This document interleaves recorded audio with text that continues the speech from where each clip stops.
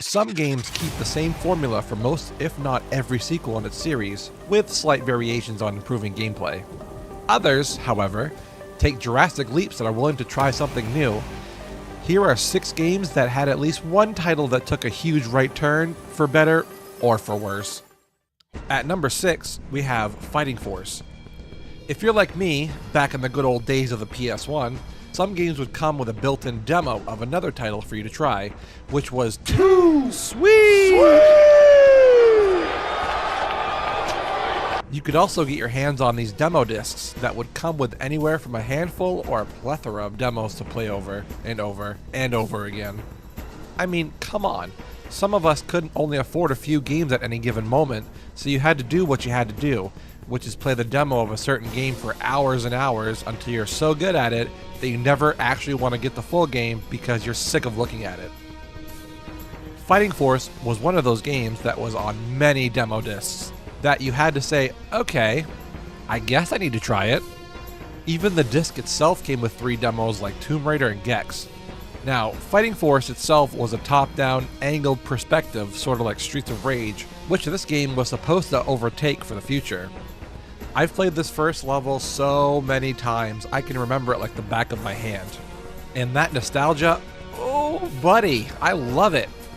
You choose one of 4 characters and mash your way through bad guys, picking up engine blocks, guns, knives, and so many more weapons. You can even blow up cars to deal extra damage. A lot of the scenery is destroyable, and honestly, I love this game. So, how does the sequel compare to this? Well, oh boy. I'll be honest, I for one am very nostalgic for this game, but it doesn't mean it's good. They went from a top-down beat-em-up to a third-person action game, sort of like Tomb Raider or Duke Nukem Time to Kill, games of that nature. The main character is Hawk Manson. I mean, look at that face. Only a mother can love that mug. The fist fighting and gunplay is okay at best. I do love that you can smash soda machines and chug them to get more health, or shoot them and watch the soda spray out. Most objects in the game can be either interacted with or destroyed, which was a nice touch, especially back on the PS1. Hand-to-hand combat was oddly satisfying to me for some reason. I can't really explain it. Your mighty foot of death can take enemies out in a couple of kicks. Damn, brings a whole new meaning to a lead foot. The gunplay can be plentiful yet painfully repetitive, and you can take out enemies in a few shots. The level designs can feel pretty repetitive at times. Some corridors can look similar to others, so you can easily be misdirected, which is always a blast. I can see what they were trying to do with this game, but honestly, it just doesn't do it for me. The fact they removed multiplayer and changed to one protagonist, getting rid of the formula that worked better with the original, is a big contention amongst the gaming community. Do I hate it? No. Like I said, I'm nostalgic for this game, but mostly because it was one of the few PS1 games we owned back in the day. I did play the heck out of it, and I would consider it a guilty pleasure of mine even today. Next we have Legend of Zelda. Now, this is a story that's been told time and time again, but I wanted to put my own take on it, but I won't dwell on it super long.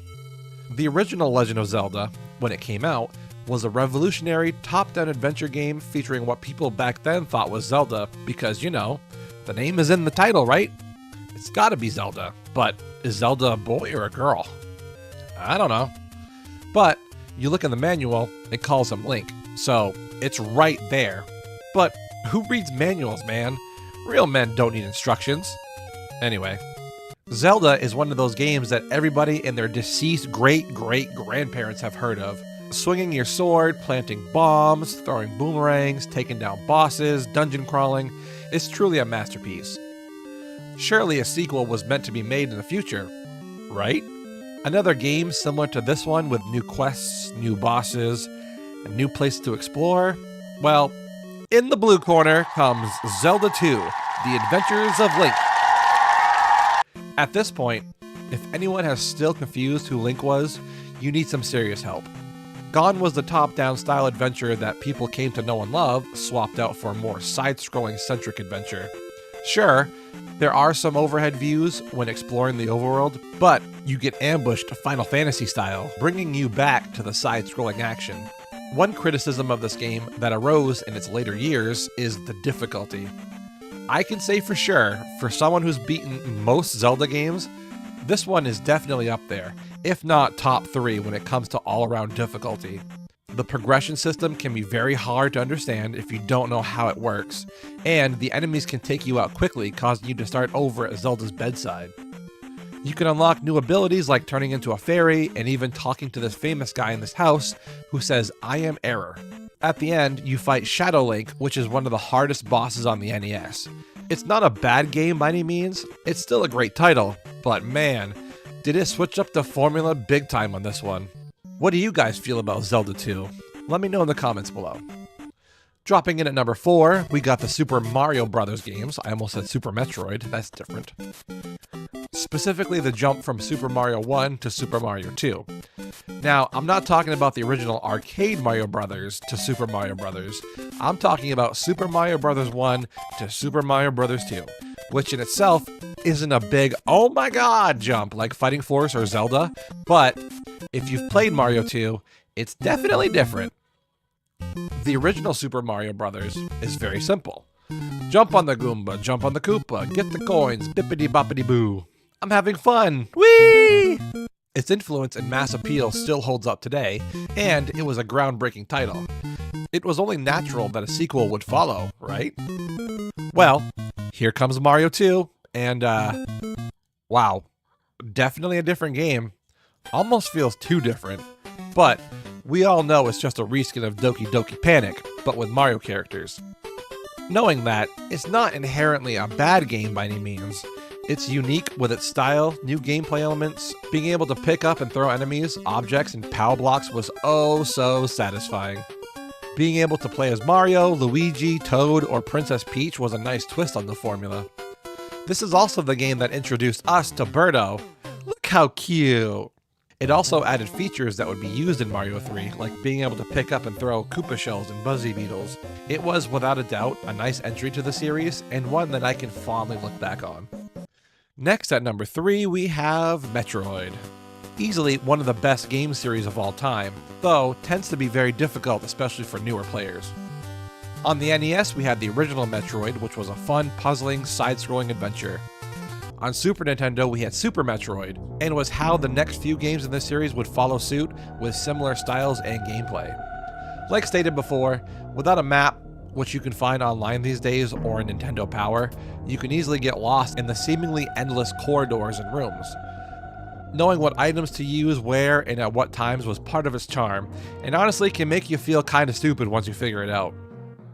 The graphics were top-notch for its time, and the gameplay was satisfying at every turn. So, how different could the series get? Look no further than Metroid Prime, released on the GameCube. No longer were you looking at Samus from a side-scrolling perspective, but now you are literally in the suit, blasting enemies in a first-person perspective. This game made you feel like you were Samus, blasting enemies with a target assist feature, platforming, puzzle solving, and even the morph ball, which throws you into a third-person perspective. This was the new way the games would play for many titles to come, but it was a welcome surprise. It is still considered one of the best games of all time, and for good reason. Even today, with its remaster on the Switch, it still keeps players coming back. At number 2 is Grand Theft Auto, which, with the hopeful release of Grand Theft Auto 6 in 2026, fingers crossed, hopefully I don't die of old age before it comes out. The original GTA and GTA 2 were both top-down open-world adventures, where the first one is where you are first introduced to Liberty City, San Andreas, and Vice City, which nowadays, besides the spin-off titles, seems to be the 3 main cities you visit in the GTA games even today. The action and violence were awesome for its time, with the open-world concept that felt like anything was possible. Hijacking cars, running down pedestrians, shooting cops and rival gang members, the fun never seemed to stop. However, by 2001, everything was about to change. Initially released for PS2 and PC and Xbox later respectively, they changed up the formula big time by now allowing players to explore a 3D realized version of Liberty City with tons of missions and non-stop action. The jump from a top-down action game to a fully immersible 3D world was jaw-dropping. There's no mistaking the major impact this game had on future games to come. Watching cutscenes play out and being able to explore the different islands all connected, the action and driving were all what players were looking for in a Grand Theft Auto game. This game helped pilot the future releases of Vice City and probably one of the most popular games of all time, San Andreas.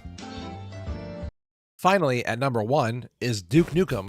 Now, I'm not sure how many people have played the original Duke Nukem games, because I know I haven't, not until research for this video. Never would I have imagined that Duke Nukem would be a side-scrolling action-adventure game. Made by Apogee Software, now known as 3D Realms, is known for its titles like Commander Keen, Wolfenstein 3D, Rise of the Triad, and Max Payne. They had a hell of a name for themselves. For its time, I'd say the original Duke Nukem was a pretty average side-scroller on the MS-DOS. Shooting bad guys and getting points trying to reach the end of each level. Going from this to this is a huge jump for the series as a whole. Duke Nukem 3D was the first Duke Nukem I ever played, and I was just a wee lad when this game came out. Now, in a first-person perspective, it blew people's socks off and helped revolutionize gaming, much like Doom and Wolfenstein did. Taking down an alien invasion, fighting aliens, warthog cops, because you know, pigs. These weird alien jellyfish things, and a bunch of bosses. The world is also interactable. You can use urinals, break them or toilets to drink water, gross, pay strippers, kill strippers, break bottles, flip switches, check out CCTV footage, and so much more. And the amount of interactability, if that's a word, and the variety of stages, this game was and still is awesome. Let's just ignore for a while that Duke Nukem Forever exists because, oi. Thanks for watching this video. And if you stayed till the end, thank you for spending this time with me. It's always greatly appreciated. Which game sequels do you remember being very different from the originals? Let me know in the comments down below, and I will see you all in the next video. Pixels out!